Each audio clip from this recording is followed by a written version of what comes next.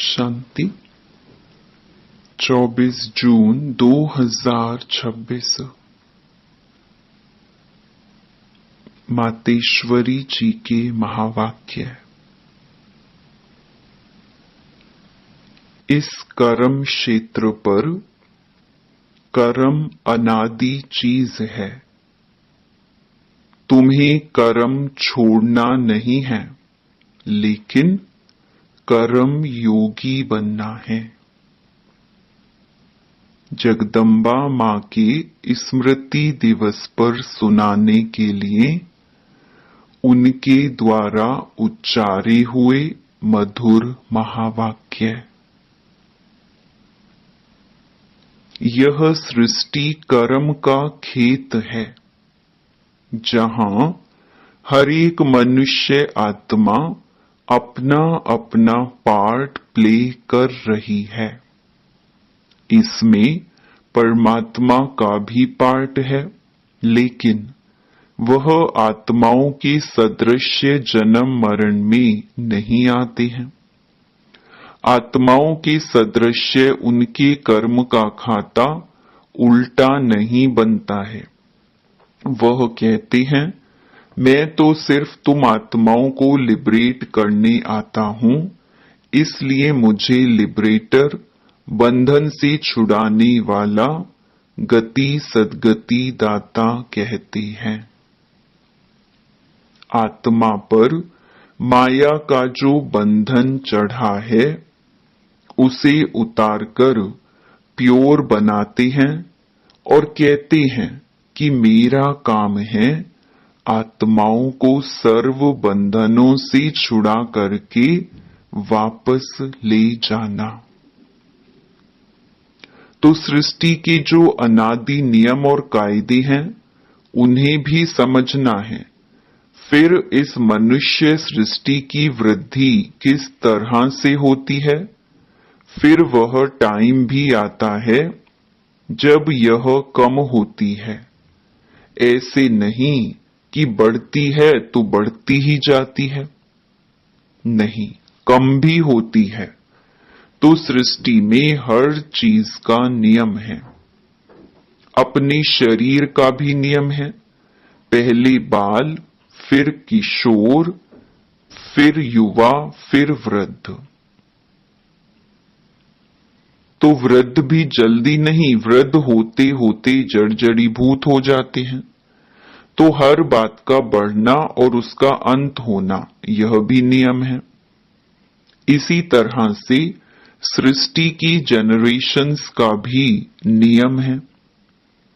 एक जीवन की भी स्टेजेस हैं, तो फिर जन्मों की भी स्टेजेस हैं। फिर जनरेशंस की भी जो चली, उसकी भी स्टेजेस हैं। इसी तरह सभी धर्मों की भी स्टेजेस हैं। पहला जो धर्म है वह सबसे ताकत वाला है। पीछे आहिस्ते आहिस्ते जो आते हैं, उनकी ताकत कम होती जाती है। तो धर्मों का बंटना, धर्मों का चलना, हर एक बात नियमों से चलती है। इन सब बातों को भी समझना है। इसी हिसाब से बाप भी कहते हैं, मेरा भी इसमें पार्ट है, मैं भी एक सोल हूं, मैं गॉड कोई दूसरी चीज नहीं हूं।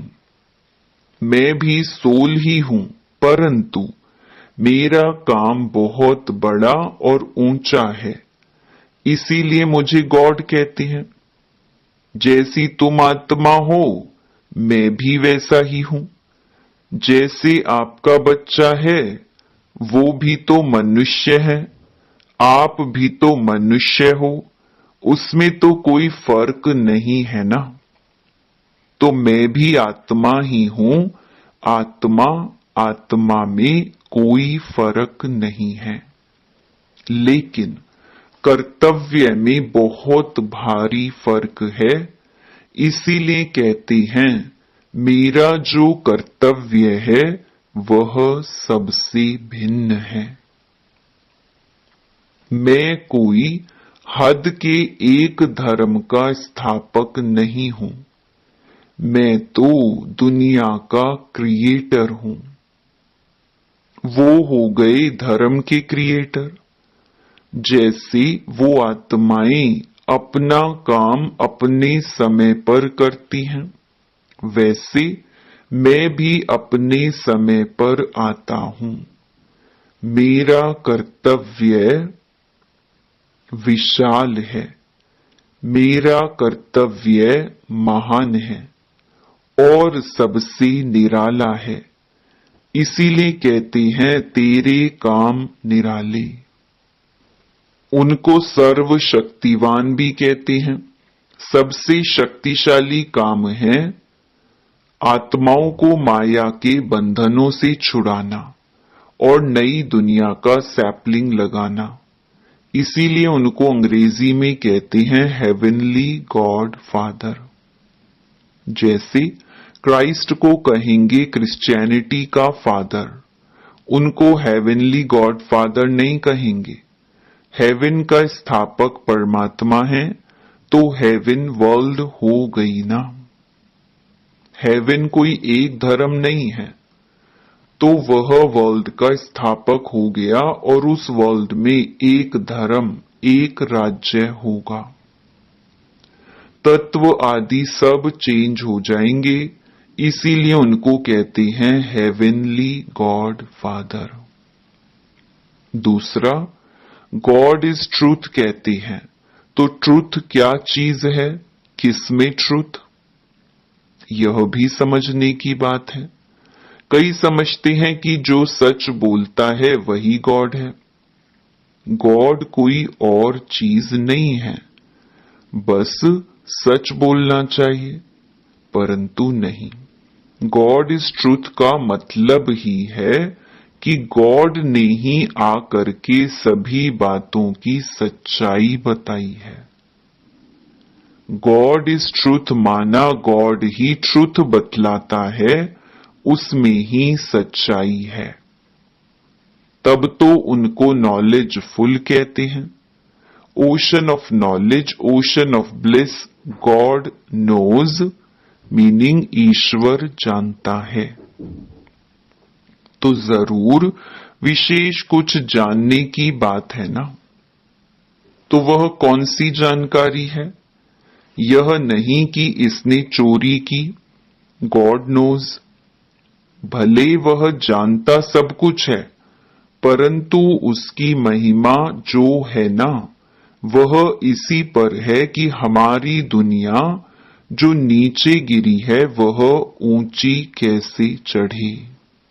इस चक्कर की बातों को वह जानता है, इसीलिए कहते हैं गॉड नोज। तो परमात्मा की महिमा उस तरीके से आती है जो मनुष्य से भिन्न है, क्योंकि उनका जानना सबसे भिन्न है।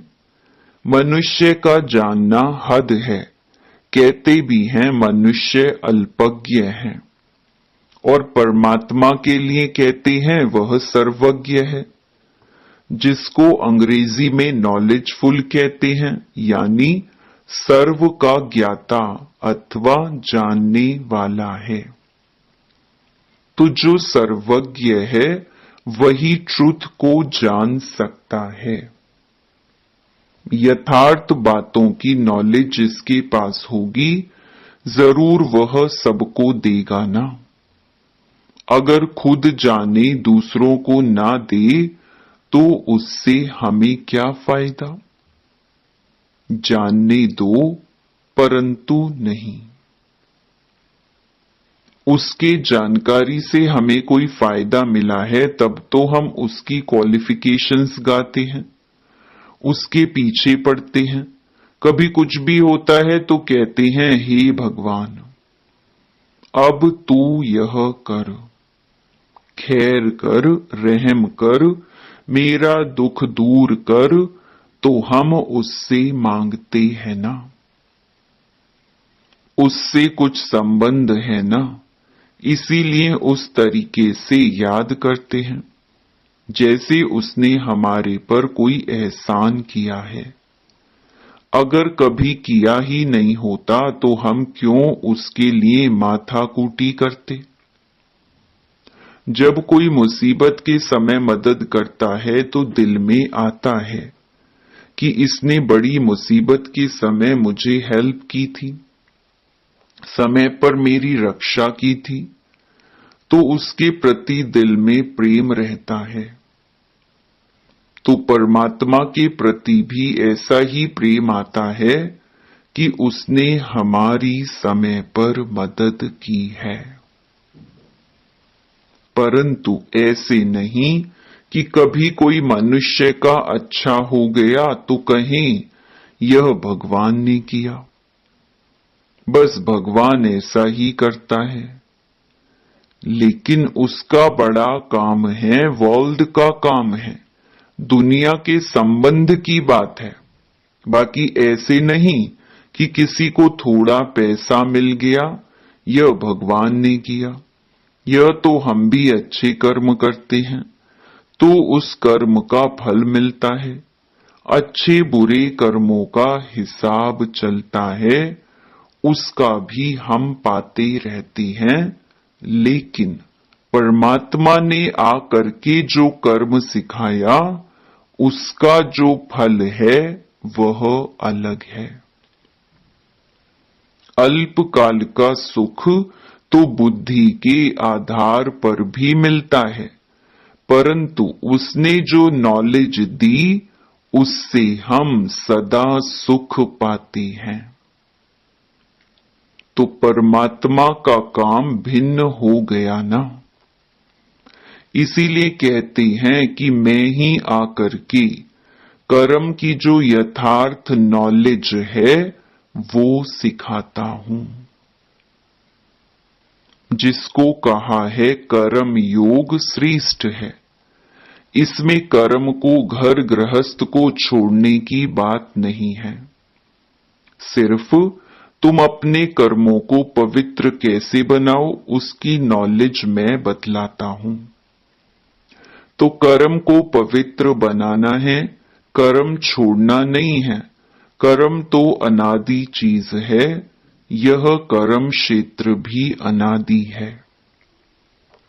मनुष्य है तो कर्म भी है, परंतु उस कर्म को तुम श्रेष्ठ कैसे बनाओ वह आ करके सिखाता हूं, जिससे फिर तुम्हारे कर्म का खाता अकर्म रहता है। अकर्म का मतलब है कोई बुरा खाता नहीं बनता है। बाप कहते हैं, मैं इस छोटे से संगम युग में तुम्हारे देश, इस कॉर्पोरियल दुनिया में तुम्हारे लिए ही आया हूं। तो कम से कम जितना टाइम है उतना टाइम तो कुछ हमारा ख्याल करो। बाबा के बने हो तो कम से कम इतना टाइम तो शुद्ध रहो।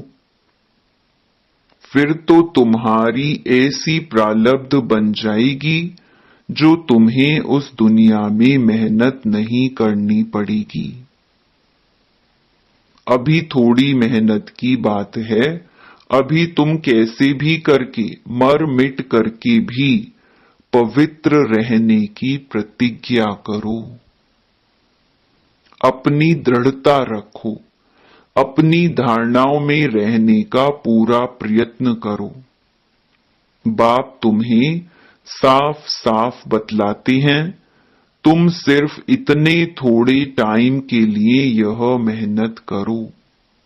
मैं तुम्हें और कोई मेहनत नहीं कराता हूं। तुम्हें जितना मिलता है उसकी भेंट में कोई मेहनत ही नहीं है।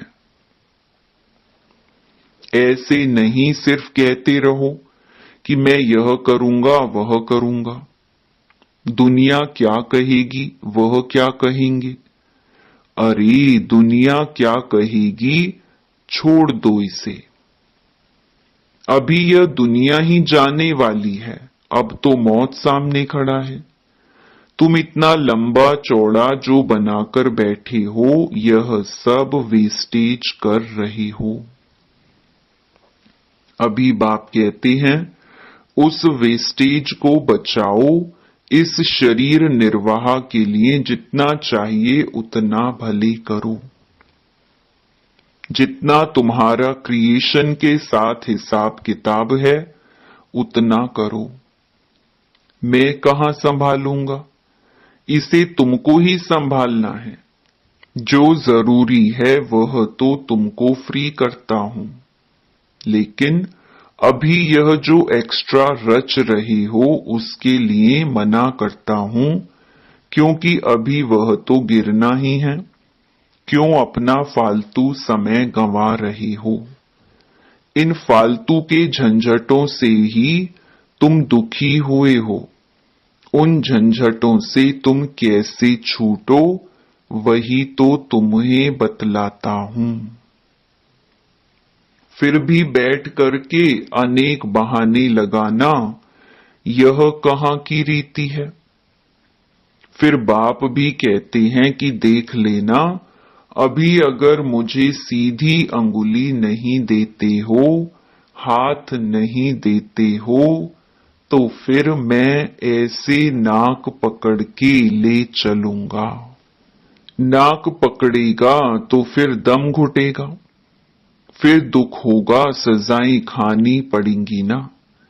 इसीलिए कहती हैं अभी हाथ में हाथ देकर सीधा चलने का टाइम आ गया है। अगर सीधी तरह से नहीं चलेंगे तो फिर मेरे हाथ में तुम्हारा नाक भी तो आएगा, फिर देख लेना। फिर उस समय कुछ नहीं हो सकेगा, ना कुछ कर सकेंगे। इसीलिए बाप कहते हैं बच्चे, अब तुम मेरे होकर के, मेरे पास आकर के, मेरी बातों को सुन करके अगर फिर भी कुछ नहीं किया तो उनके लिए बहुत कड़ी सजाएं हैं। इसीलिए जिन विचारों को पता नहीं उसकी तो बात अलग है, बाकी जिन्हों को पता है, जो बैठ के सुन के फिर इन्हीं बातों में गफलत की, तो उनकी तो खैर नहीं। जैसे 10 गुना फायदा वैसे 10 गुना नुकसान होगा। तब कहते हैं अपने नुकसान को, घाटे को अच्छी तरह से समझो, अच्छी तरह से कुछ तो अपनी बुद्धि खोलो। अभी बाप से बुद्धि योग लगाएंगे तो ताकत मिलेगी। तो इन सभी बातों को समझो, भूलो मत। अभी यह जो समय चल रहा है इसे पहचानो, जरा आंखें खोलो, बुद्धि खोलो और समय का पूरा फायदा लो। अपनी पूरी तकदीर जगाओ। कहते भी हैं जैसा संग वैसा रंग होता है। इसीलिए जिसमें अभी यह धारणा पूरी नहीं होगी तो माया के संग का रंग लग जाएगा। तब तो कहते हैं hear no evil, see no evil, talk no evil.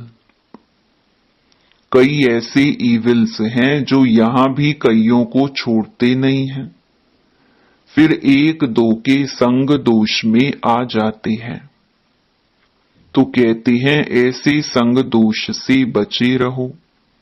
ऐसे मत समझो कि संग दोष बाहर है, यहां नहीं है। नहीं, यहां भी वह घूमते रहते हैं, क्योंकि उनका राज्य है ना। इसीलिए बाप कहते हैं अच्छी तरह से कवच पहनकर रहो। कवच होगा तो उसकी गोली लगेगी नहीं। योग का ही कवच है, ज्ञान की तलवार है। इन सभी अस्त्र शस्त्रों को अपने पास अच्छी तरह से संभाल के रखो। कहते भी हैं जो करता है वह पाता है। यह तो भविष्य प्रारब्ध बनाने की बातें हैं। यहां तो प्रारब्ध नहीं भोगनी है ना। यहां तो कोई गुरु बन करके नहीं बैठना है। इसमें कोई मिसअंडरस्टैंड ना करे, इसीलिए यह सब समझाया जाता है। तो यह सब बातें ध्यान में रख करके अपने को सेफ रखना है। यहां कोई खर्चे आदि की बात नहीं होनी चाहिए। अभी यह सब खर्चा दूसरों के कल्याण अर्थ ही यूज करना है। एक एक पाई भी सब इसी कार्य में लगाना है। अच्छा, ऐसे बाप दादा और माँ के मीठे मीठे, बहुत अच्छे, खबरदार रहने वाले बच्चों के प्रति याद प्यार और गुड मॉर्निंग। अच्छा, प्रश्न, मम्मा, हम चलते फिरते योग की ऊंची अवस्था में कैसे स्थित हो सकते हैं? उत्तर, वास्तव में अपनी यह लाइफ नेचुरल योग की ही होनी चाहिए, क्योंकि योग है निश्चय। तो हरदम निश्चय को कायम रख प्रैक्टिकल वह स्वरूप बन जाना है। निश्चय रूप बन कर्मेंद्रियों से कर्म करो, भल स्थूल कर्मेंद्रियां कोई भी कार्य करती रहे, मगर खुद को उस ही सुख स्वरूप अवस्था में लवलीन रहना है। आपका चेहरा सदा सुख स्वरूप रमणीक दिखाई दे। कोई भी अशुद्ध संकल्प विकल्प ना रहे। ईश्वरीय आनंद में आंतरिक मगन अवस्था में रहो, तो फिर कोई भी अशुद्ध संकल्प विकल्प की उत्पत्ति नहीं होगी। शुद्ध प्योर धरणी में जो भी संकल्प उत्पन्न होगा, वह लोक संग्रह प्रति अथवा अपनी उन्नति प्रति होगा। यह अति मीठी सुंदर अवस्था है जो समय पर मदद करती है। ऐसे ईश्वरीय अलौकिक मीठी प्योर लाइफ बनाने का अब ही गोल्डन चांस तुम्हें मिला हुआ है। तो ऐसी अवस्था बनाने के लिए थोड़ी मेहनत करो। जब हम योग में बैठते हैं तो अंदर में मंत्र पूजा जप आदि कुछ भी नहीं करते हैं। जैसे भक्ति मार्ग में कोई अंदर ही अंदर प्रार्थना करते हैं, माला जपते हैं, मूर्ति को सामने रख फूल चढ़ाते हैं। वह सब कुछ अंदर ही अंदर करते हैं, जिसको मनसा पूजा कहेंगे। लेकिन हमारे योग में हम सिर्फ अपने स्वस्वरूप में स्थित हो सुख स्वरूप बन जाते हैं। अपने मन सहित सभी कर्मेंद्रियों को कंट्रोल कर एकाग्रचित बन ईश्वरीय सुख स्वरूप हो जाते हैं। इसके लिए योग का टाइम पर्सनल मुकर्रर है, जहां एक टाइम पर बैठकर अभ्यास करते हैं। सिर्फ व्यक्त बातों से नाता तोड़कर अव्यक्त संबंध से नाता जोड़कर रखना है, तो याद सहज हो जाएगी। अच्छा, ओम शांति। वरदान, बाप दादा के साथ द्वारा माया को दूर से ही मूर्छित करने वाले माया जीत जगत जीत भवा। जैसे बाप के स्नेही बने हो, ऐसे बाप को साथी बनाओ, तो माया दूर से ही मूर्छित हो जाएगी। शुरू शुरू का जो वायदा है, तुम ही से खाऊं तुम ही से बैठूं, तुम ही से रूह को रिझाऊं। इसी वायदे प्रमाण सारी दिनचर्या में हर कार्य बाप के साथ करो तो माया डिस्टर्ब कर नहीं सकती, उसका डिस्ट्रक्शन हो जाएगा। तो साथी को सदा साथ रखो, साथ की शक्ति से व मिलन में मगन रहने से माया जीत जगत जीत बन जाएंगे। स्लोगन, अपनी ऊंची वृत्ति से प्रवृत्ति की परिस्थितियों को चेंज करो। ये व्यक्त इशारे सदा हर्षित रहने के लिए अपनी नेचर को सरल बनाओ, सहनशील बनो। अव्यक्त स्थिति रूपी दर्पण को साफ और स्पष्ट करने के लिए सरलता, श्रेष्ठता और सहनशीलता, इन 3 बातों पर ध्यान दो। अगर तीनों में से एक भी बात की कमी है तो दर्पण पर भी कमी का दाग दिखाई पड़ेगा। इसीलिए जो भी कार्य करते हो उसमें साधारणता दिखाई ना दे, साधारणपन को श्रेष्ठता में बदली करो। हर कार्य में सहनशीलता और वाणी में सरलता को धारण करो, तब सर्विस में सफलता दिखाई देगी।